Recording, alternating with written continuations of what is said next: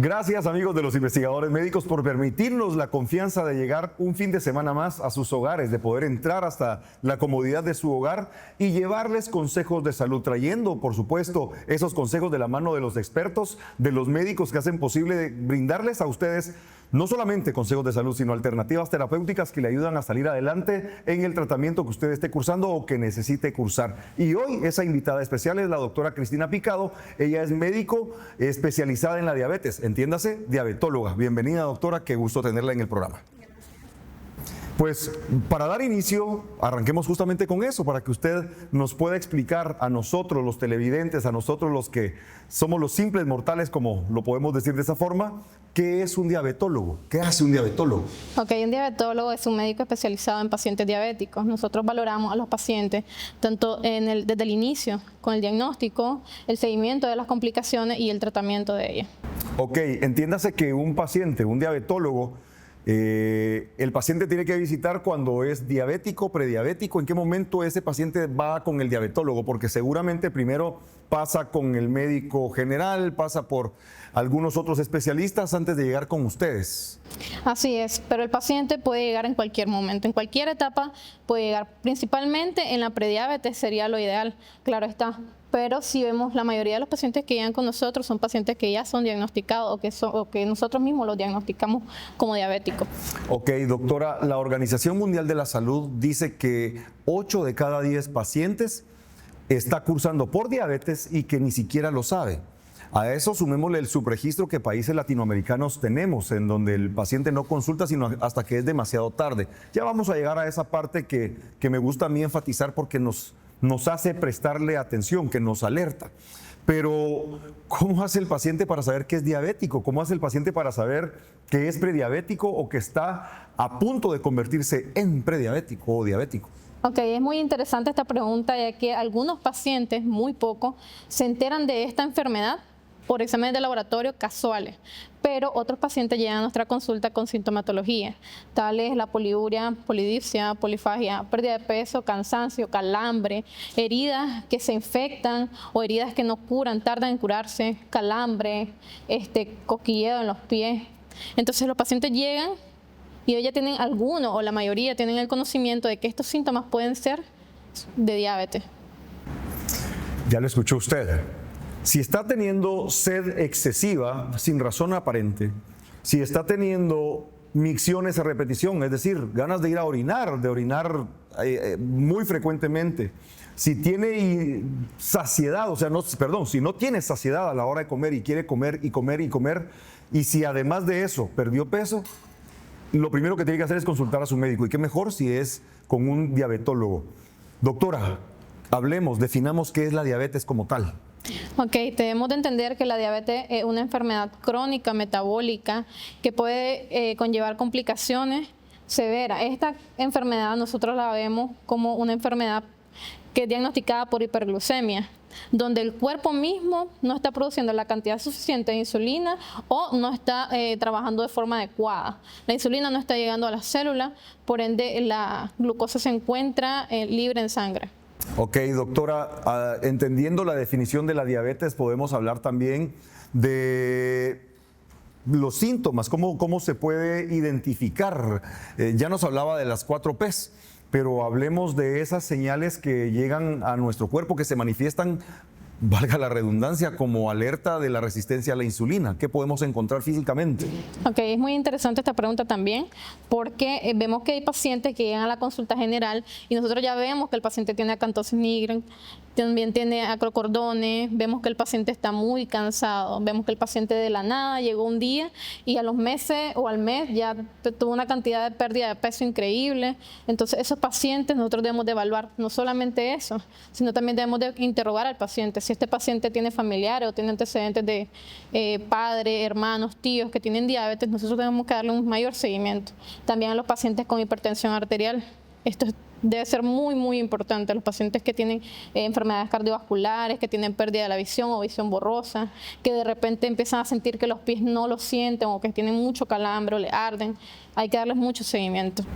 La doctora Picado mencionó señales de alerta. Yo se las quiero repetir traspoladas a un lenguaje que usted y yo podamos entender. Nos mencionaba la acanthosis nigricans. Si usted ve el programa regularmente ya sabe qué es la acanthosis nigricans. Si no lo ve yo se lo voy a explicar, pero lo invito también a que en este momento usted en su celular escriba acanthosis nigricans para que empiece usted también a investigar de qué se trata. Es una pigmentación oscura, pese a que yo soy morenito, se podría ver mucho más oscura en nudillos, en codos, en cuello, y que nosotros erróneamente, y cuando digo nosotros me refiero a la población en general, pensábamos que era falta de higiene, pensábamos que era algún tipo de suciedad o mugre que se fijaba principalmente en cuello. Mencionó también acrocordones. Hablemos de estos acrocordones que son puntos, son lunares que se forman también alrededor de la piel. Pero yo quiero pedirle a usted que amplíe. ¿Por qué se forman? ¿Qué es lo que causa que salgan y por qué debemos prestarle principal atención? Ok, como explicaba usted, la acanthosis nigricans y los acrocordones son consecuencia de una resistencia a la insulina. El cuerpo nos está indicando a nosotros que estamos presentando resistencia a la insulina. La forma más clara de explicarlo, de nuestro cuerpo, de mostrarlo, es con estas lesiones. Entonces, nosotros tenemos que darle seguimiento principalmente a estos casos, porque la mayoría de los pacientes cuando llegan a la consulta ni siquiera saben lo que ellos piensan que son lunares porque el hermano los tiene, porque el tío los tiene y tal vez no son diagnosticados. Bastante interesante porque lo adjudicamos a algo genético o hereditario y podría ser que generación tras generación vengan sufriendo y resistencia a la insulina y no se hayan dado cuenta. Ahora bien, estos son los factores que nos indican a nosotros que estamos a punto de cursar por prediabetes, resistencia a la insulina y todo lo que engloba, pero hay algo en lo que yo sí le quiero pedir a usted desde la forma más profesional posible, que son esos valores que determinan cuando un paciente es diabético, cuando un paciente es resistente a la insulina. ¿Cuáles son esos valores, doctora? Es muy importante también saber que para nosotros darle seguimiento al paciente de esto hay que darle recomendaciones a la hora de tomarse los exámenes, porque algunos pacientes se toman la glucosa en ayuno y tal vez tenían 5 horas de ayuno. Entonces, siempre el paciente debe de tener por lo menos mínimo 8 horas de ayuno y no más de 12. En este caso se hace la glucosa en ayuno, que tiene que ser mayor o igual a 126. Tenemos también la glucosa, la hemoglobina glucosilada, que debe ser mayor o igual a 6.5. En estos casos es muy importante porque podemos ver los valores que este paciente tuvo durante los últimos 3 meses. Nos ayuda a nosotros y no es necesario que se lo hagan en ayuno. También tenemos la PTOG, que si es mayor o igual a 200, ya nos puede dar el diagnóstico. Y tenemos la glucosa al azar también, que si es mayor o igual a 200, el paciente se puede diagnosticar como diabetes. Lo importante también saber que no solamente con una muestra o con una prueba el paciente es diagnosticado, sino que se tienen que realizar mínimo 2 muestras si el paciente no presenta síntomas. Pero si el paciente ya tiene sintomatología, solamente con uno de estos que dé positivo es suficiente. Bastante interesante, gracias doctora por darnos esta explicación tan valiosa. Yo le pido a usted allá en casita, de verdad vaya tomando nota. Lo más seguro es que tenemos un celular con conexión a internet y no cuesta nada informarnos en virtud de mejorar nuestras condiciones de salud y mejorar nuestra condición de vida. No se despegue de su televisor, continuamos con más de los investigadores médicos.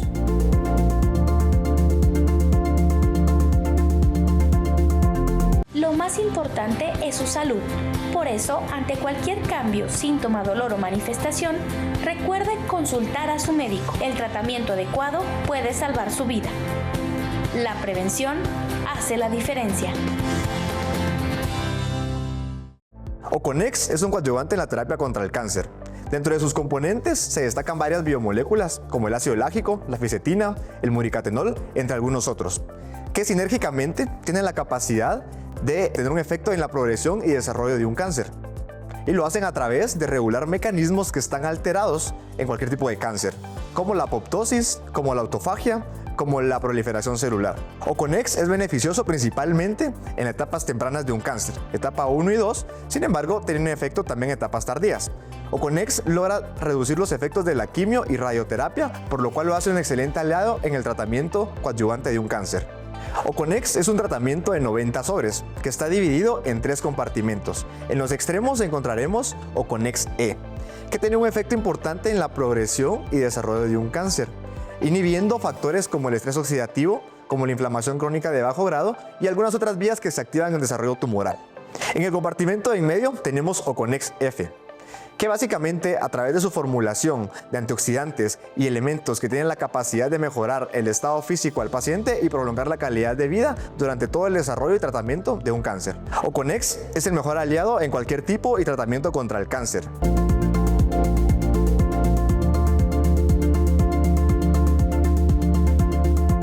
Continuamos con más de los investigadores médicos. Hoy hablamos sobre la diabetes con la experta, una diabetóloga, la doctora Cristina Picado, que nos viene a ampliar el conocimiento principalmente en la detección y en el tratamiento de la diabetes. Y sabemos que existen diferentes tipos de diabetes y nosotros no hemos logrado entender cuál es cuál. Para ello, la diabetóloga nos va a dar esa retroalimentación para poderla identificar además. Doctora, ¿cuántos tipos de diabetes existen? Ok, es muy importante identificar el tipo de diabetes en dependencia del paciente, claro está. Vemos que la diabetes tipo 1 es la diabetes infantil, pero también se puede encontrar en pacientes adultos. En estos casos, los pacientes requieren de un tratamiento estricto con insulina porque su cuerpo no genera insulina al haber un daño en las células beta en el páncreas. Esto es importante y debemos darle seguimiento, ya que el paciente puede presentar casos de hipoglicemia si el tratamiento no tiene buen apego o el tratamiento no fue explicado perfectamente cómo se debía de administrar. Y en otros casos, el paciente puede presentar complicaciones como una cetoacidosis diabética, que es muy común en la diabetes tipo 1.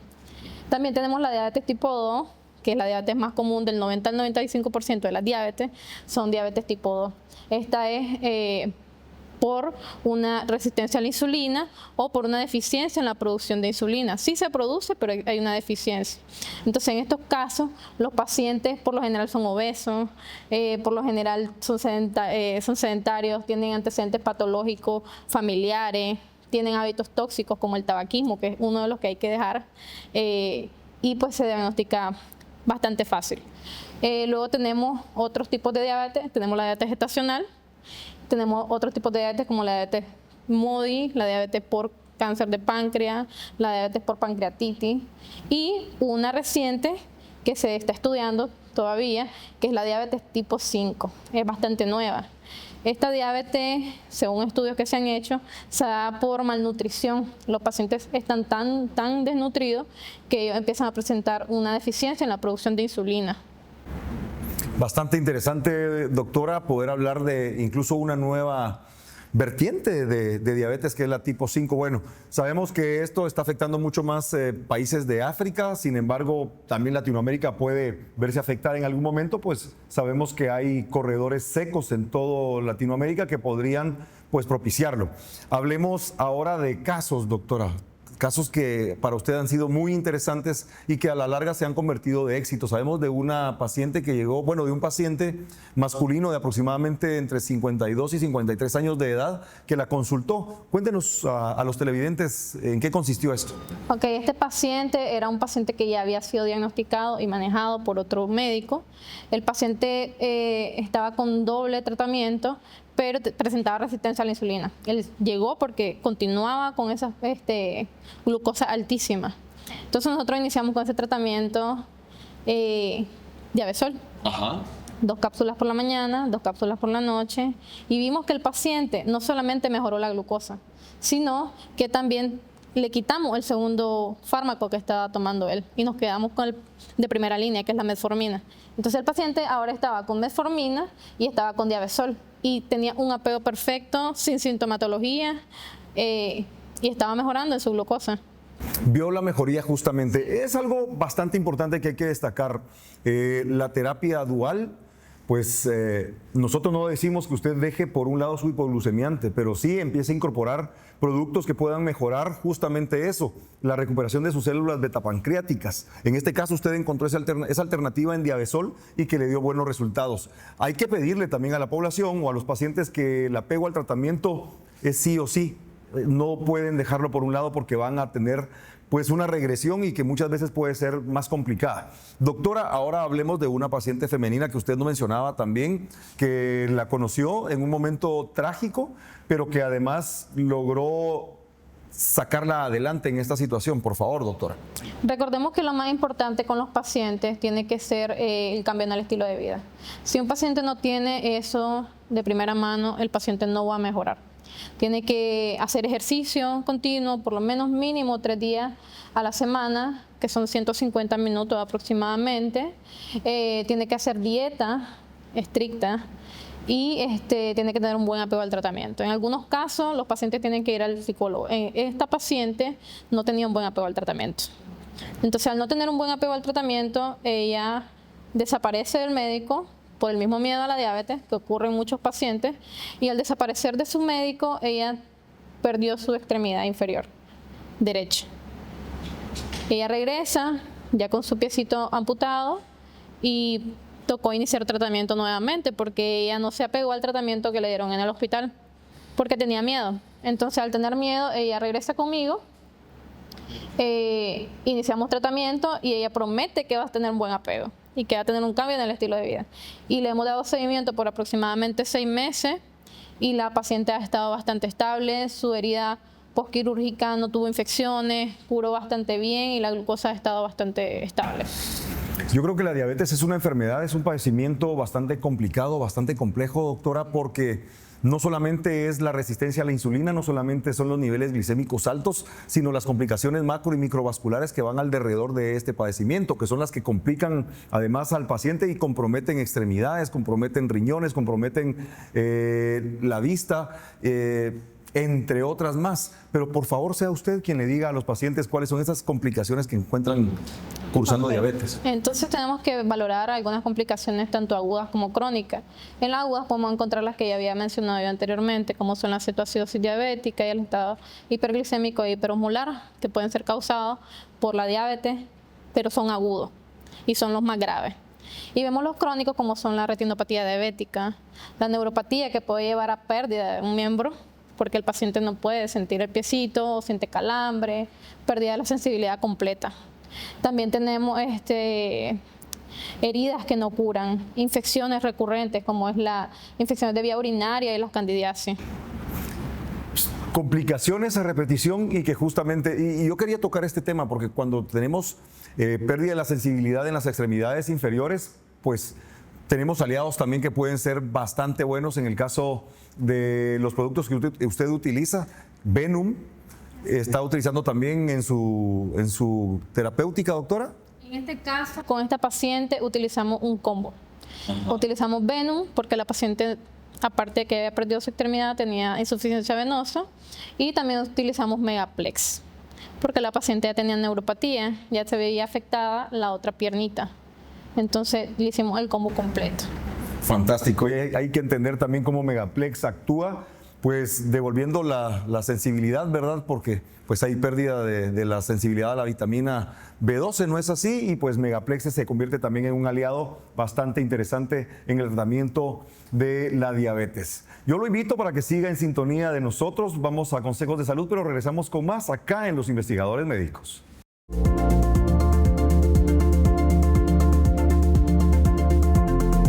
Oconex es un coadyuvante en la terapia contra el cáncer.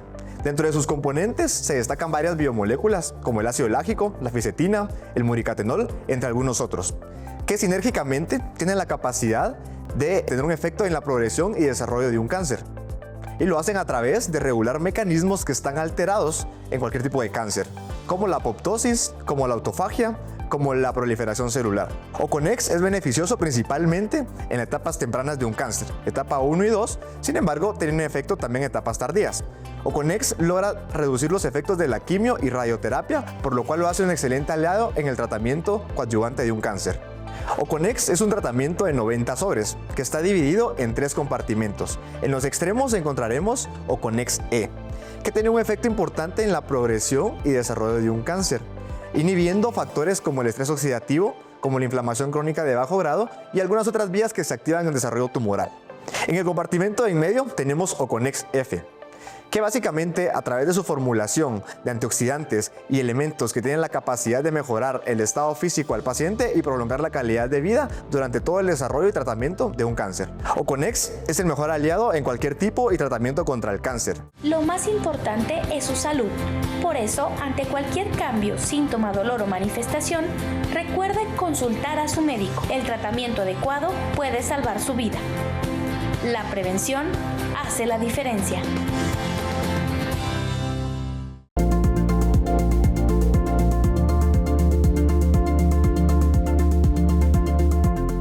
Gracias, queridos amigos, por continuar en sintonía de los investigadores médicos. Nosotros tenemos mucha más información para compartir con todos ustedes, siempre en relación de salud. Y para eso me acompaña la doctora Gabriela Miranda. Ella es médico y cirujano egresada de la Universidad de San Carlos de Guatemala, es doctora en medicina ortomolecular y eso le permite hablar con toda la confianza de las biomoléculas que están contenidas en los productos de Innoviofarma. Bienvenida, doctora Miranda. Gracias. Como siempre, muy contenta de estar acá con ustedes compartiendo todos estos temas tan importantes de salud. Exactamente, doctora Gabriela Miranda, y es que tener invitados como usted, como la doctora Cristina Picado, le agregan un valor increíble a la utilización de nuestros productos porque le dan la certeza al paciente de poder entender si están atravesando o no un padecimiento. Lo más importante es consultar a su médico y buscar a los especialistas. Doctora Picado, usted nos mencionaba la incorporación de más de un producto dentro de su tratamiento, Megaplex, por ejemplo, Diabesol y Venum. ¿Cómo han actuado y cómo ha visto la respuesta en sus pacientes?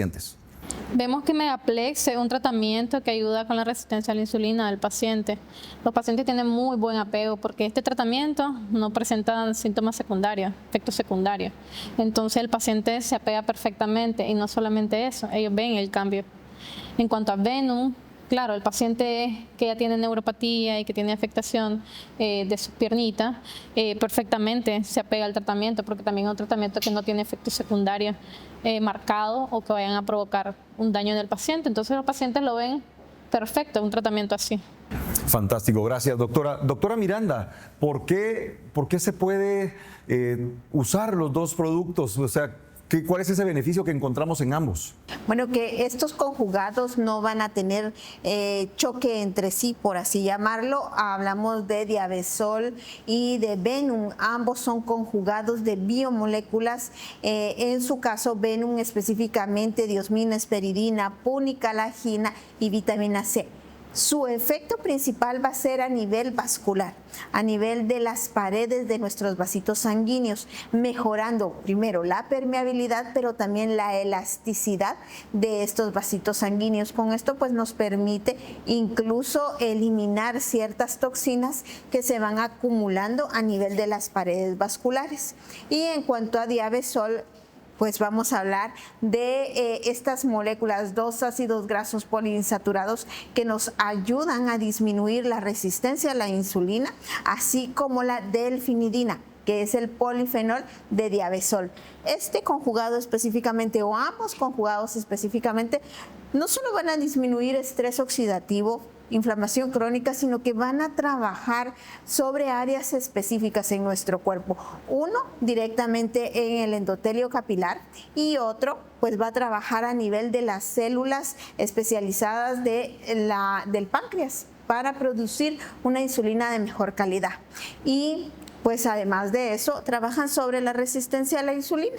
La resistencia a la insulina, recordemos que es ese proceso en el cual la célula no puede utilizar o no ingresa insulina a la célula y por ende no se va a cumplir un proceso metabólico dentro de la célula para que ésta pueda absorber la glucosa.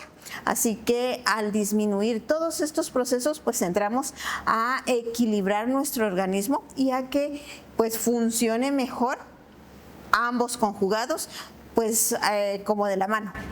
Fantástico, y esa respuesta me agrada, doctora Miranda, porque nos da la pauta a poder entender. A mí me gusta el ejemplo que ustedes los médicos usan cuando explican el tema de la resistencia a la insulina con esa llavecita que abre la puerta para que entre esta hormona al final de cuentas. ¿Qué pasa con el paciente que ya tiene comprometido su páncreas? ¿Qué ocurre que ya no funciona esa llavecita? Bueno, definitivamente pues todo En medicina debe ser integral. Tenemos que integrar tanto la nutrición como el ejercicio y los tratamientos médicos que sean necesarios. Muchos tratamientos de base de un paciente diabético, ya sea hipoglicemiantes orales o incluso insulina, van a funcionar mejor si preparamos la célula y ayudamos a que ésta empiece a trabajar mejor, ¿verdad? Entonces, ¿qué pretendemos con disminuir la resistencia a la insulina? Pretendemos que nuestra célula ocupe la insulina de una forma adecuada, aunque el paciente tenga necesidad ya por el tiempo que ha pasado incluso de administrarse insulina.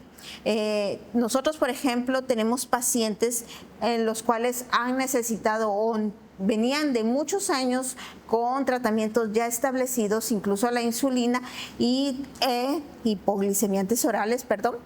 Y entonces con estos pacientes lo que hemos logrado es disminuir la cantidad tanto de los hipoglicemiantes orales como de la insulina, agregándole estas biomoléculas, permitiendo que funcione adecuadamente la célula. La resistencia a la insulina, me quedo con esta parte, doctora Miranda, la resistencia a la insulina es un factor determinante que va a dictar si el paciente va a poder desarrollar diabetes o no en un futuro. Pero los hábitos alimenticios también juegan un papel bastante marcado. Y por lo regular, y a mí me encanta hacer la tropicalización de los países latinoamericanos porque nos dan la pauta a entender que si no cambiamos esos hábitos conductuales, si seguimos con esa ingesta alta de calorías, esa ingesta de carbohidratos, etcétera, difícilmente vamos a poderlo cambiar. Doctora, ¿cuál es la recomendación para que empecemos a trabajar en la profilaxis y desde el hogar empecemos a cambiar la dieta? Como le explicaba antes, lo importante en los pacientes es el cambio en el estilo de vida. Esa es la piedra angular para el cambio en los pacientes diabéticos. Entonces, ¿qué es lo principal? Ejercicio y dieta. Claro, la dieta debe ser individualizada porque no todos los pacientes son iguales. Entonces, igual que el ejercicio, pero en general el ejercicio nosotros le decimos a los pacientes, son 30 minutos diarios, 3 días continuos. No es que van a ir lunes, miércoles, viernes, no, continuo. Y 2 sesiones de ejercicio aeróbico, de fuerza. Entonces, la dieta debería de ser un nutricionista, pero claro, nosotros debemos de darle seguimiento a esa dieta de los pacientes. A mí me gusta complementar lo que está diciendo la doctora Cristina Picado en este momento con un ejemplo con el que usted se va a sentir identificada o identificado. Primero, la excusa que ponemos, hacer dieta es difícil y es caro. Esa es la primera excusa que ponemos. Es más, cuando hablamos de la dieta debe ser individualizada, porque no es que hagamos un plato de comida distinto para cada integrante de la familia. Lo que sí deberíamos de regular son las porciones que le vamos a dar a nuestros hijos, a nuestros adultos mayores y a nosotros. Y voy a hablar más rápido en este sentido porque quiero que ustedes quien haga conciencia en esto en la población. Pero si mi dieta es mala, yo le estoy dando esa mala dieta a mis hijos y si yo ya estoy comprometido con mi salud, ellos van a estar peor. Hagamos por favor la recomendación. Nuevamente, empecemos con usted, doctora Miranda, breve porque vamos contra el tiempo, pero es valioso que ustedes se lo expliquen al televidente. Es importante que apliquemos un plan nutricional adecuado para toda la familia, es decir, que incluyamos alimentos de calidad, más vegetales, más proteína y menos carbohidratos o carbohidratos carbohidratos de calidad que me van a dejar esto que yo necesito. Por ejemplo, si mamá y papá tienen una dieta balanceada, como bien lo decía usted, nuestros hijos van a tener una dieta balanceada. La diferencia va a ser en las porciones de cada quien. Pero si mamá y papá tienen una buena nutrición, los hijos, por ende, la van a tener. Doctora, los últimos 30 segundos para que usted le pueda explicar a los televidentes allá en casita la importancia que tiene cuidar sus hábitos alimenticios y practicar deporte. Como le decía, principalmente la piedra angular. Y el hecho de que nosotros hagamos dieta no quiere decir que nos vamos a morir de hambre, porque eso es lo que piensan los pacientes. Hacemos dieta, nos morimos de hambre. Y no, la dieta no es cara. Simplemente hay que ser constantes. Y créanme lo que va a haber un cambio importante en su vida. La verdad es que tenemos en nuestras manos el poder vivir bien y hacer que nuestros familiares, nuestros hijos vivan saludables, no condenarlos a lo que nosotros estamos atravesando por no cambiar esos hábitos conductuales, esos hábitos alimenticios. Espero que este programa haya sido de su agrado. Yo quiero agradecer a la doctora Gabriela Miranda que nos acompaña en este sábado, a la doctora Cristina Picado que nos ayudó a mejorar la comunicación con ustedes y que ustedes en voz de ella hayan prestado mucha atención. Yo me despido de ustedes invitándoles para que el próximo sábado nos sintonicen en el programa Los Investigadores Médicos.